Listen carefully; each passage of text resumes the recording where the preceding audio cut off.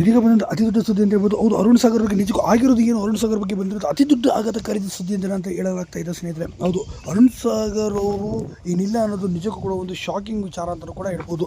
ಇನ್ನು ಕನ್ನಡ ಚಿತ್ರರಂಗದಲ್ಲಿ ಇವರದೇದಂಥ ಹೆಸರು ಮಾಡಿ ಚಾಪನ್ನು ಮೂಡಿಸಿರುವಂಥ ಅರುಣ್ ಸಾಗರ್ ಅವರು ದೊಡ್ಡ ಮಟ್ಟಿಗೆ ಹೆಸರು ಕೂಡ ಮಾಡಿದ್ದಾರೆ ಅಂತ ಸಹ ಹೇಳ್ಬೋದು.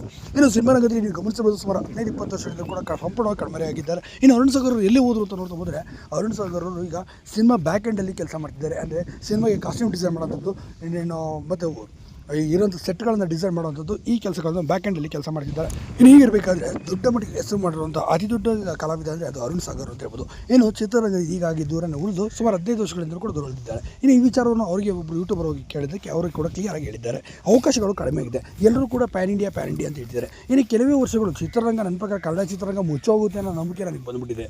ಯಾಕೆಂದರೆ ಈ ದೊಡ್ಡ ಸ್ಟಾರ್ ಹೀರೋಗಳೆಲ್ಲ 4-5 ವರ್ಷಕ್ಕೊಂದು ಸಿನಿಮಾ ಮಾಡ್ತಾ ಕೂತ್ಕೊಂಡ್ರೆ ಯಾವುದೇ ಕಾರಣಕ್ಕೂ ಸಿನಿಮಾ ರಂಗ ಉದ್ಧಾರ ಆಗೋಕ್ಕೆ ಸಾಧ್ಯವೇ ಇಲ್ಲ ಅಂತೇಳಿ ಈ ಮೂಲಕ ಅವರು ತಿಳಿಸಿದ್ದಾರೆ ಅಂತಲೇ ಹೇಳ್ಬೋದು. ಹಾಗಾಗಿ